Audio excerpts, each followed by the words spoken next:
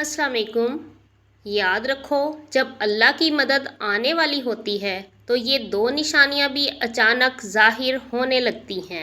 यकीनन तुम्हारा ये थका हुआ दिल अल्लाह की मदद का मुंतज़िर होगा कि कोई ऐसा इशारा तुम्हें ज़ाहिर हो जो तुम्हारे इस दिल को मुतमईन कर दे कि तुम्हारी ज़िंदगी के रास्ते भी हमवार होने वाले हैं। तो सुनो, अल्लाह ताला फरमाता है, तुम्हारा रब चाहता है कि तुम्हारे साथ आसानी का मामला करे और तुम उन लोगों की बातों का गम ना किया करो, क्योंकि तमाम तर गलबा अल्लाह का है और इस पर हर एक चीज़ अयां है। जो कुछ गुज़र चुका है और जो कुछ मौजूदा चल रहा है और जो कुछ आने वाला है, वो सब इस पर रोशन है।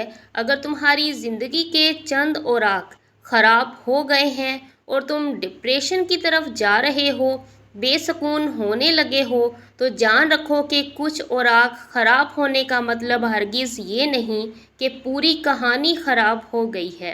अल्लाह फरमाता है कि तुम्हें तुम्हारे हाल पर छोड़ नहीं दिया गया और मोमिन का एतमाद असबाब दुनिया पर नहीं बल्कि अल्लाह पर होना चाहिए। और बज़ाहिर माहौल में साजगारी के आसार नज़र ना आते हों, तब भी अपने रब पर पूरा पूरा भरोसा रखो।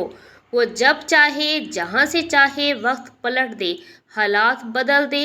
और जान रखो, तुम्हारे रब के लिए ये कोई बड़ा काम नहीं।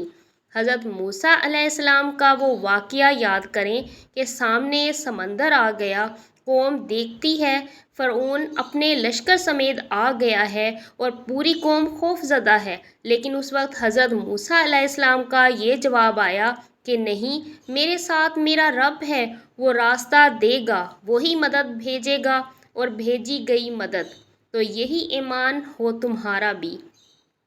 अल्लाह फरमाता है, जहाँ कहीं भी तुम होते हो, अल्लाह तुम्हारे साथ होता है। और जिसका ये यकीन कायम हो जाए ना, इसका ज़मीं व आसमां का फ़र्क कायम हो जाता है। और जान रखो, किसी के लिए ये जायज़ नहीं कि वो अल्लाह की रहमत से मायूस हो, चाहे इसके गुनाह कितने ही बड़े क्यों ना हों, क्योंकि अल्लाह की रहमत इसके गज़ब पर हावी है।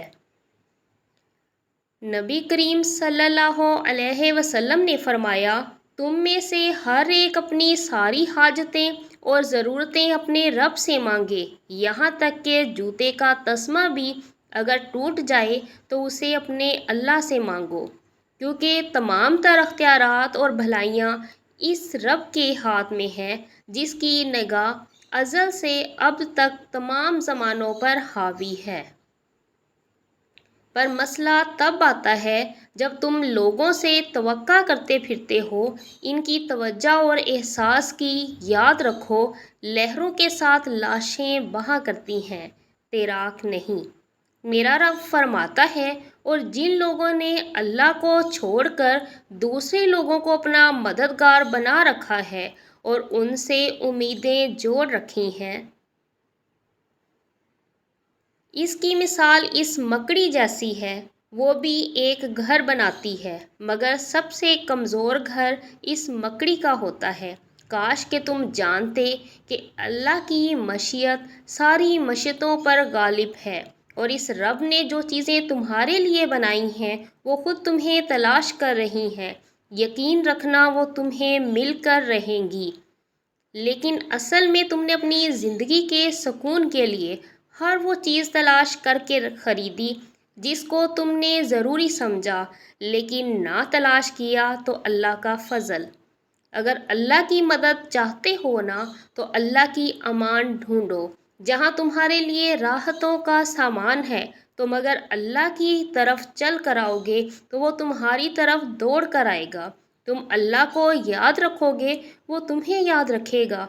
लेकिन अगर तुम अल्लाह से बेपरवाह होकर किसी और से मदद की उम्मीद लगाते हो, तो अपना ही नुकसान कर बैठोगे, क्योंकि अल्लाह ताला फरमाता है कि ये दुनियावी आसरे तुम्हारे किसी काम ना आएंगे। तुम्हारा रब ही मस्बुल असबाब है, वो असबाब का पाबंद नहीं, असबाब इसके मोहताज हैं। अगर ये यकीन है तो अल्लाह पर यकीन है। اگر نہیں ہے تو تمہارا یقین اسباب پر ہے، وسائل پر ہے، ذرائع پر ہے اور اللہ پر نہیں ہے۔ پر تم جان رکھو کہ تم حقیقی طور پر اپنی زندگی میں کامیاب تبھی ہوگے جب تم اپنے دل میں ایک بڑی جگہ اللہ کو دو گے اور اس پر گہرا یقین رکھو گے، تو اللہ بھی تمہارے لیے بہترین وسیلے بنا کر تمہاری مدد کا انتظام کرے گا انشاءاللہ۔ تم جانتے ہو کہ اللہ کی مدد کے کچھ آثار ایسے بھی ہوتے ہیں جو میں اچانک ظاہر ہوتے ہیں۔ اگر تم محسوس کرنے لگو کہ تمہارا دل تہجد سے جڑ گیا ہے اور صرف رب سے مدد کی آس میں، تو یہ یقینی ہے کہ اس رب نے تمہاری فریاد سن لی ہے۔ وہ اپنی مدد کا ہر دروازہ تم پر بہت جلد کھولنے والا ہے انشاءاللہ۔ میری دعا ہے اللہ آپ سب لوگوں کا حامی و مددگار ہو۔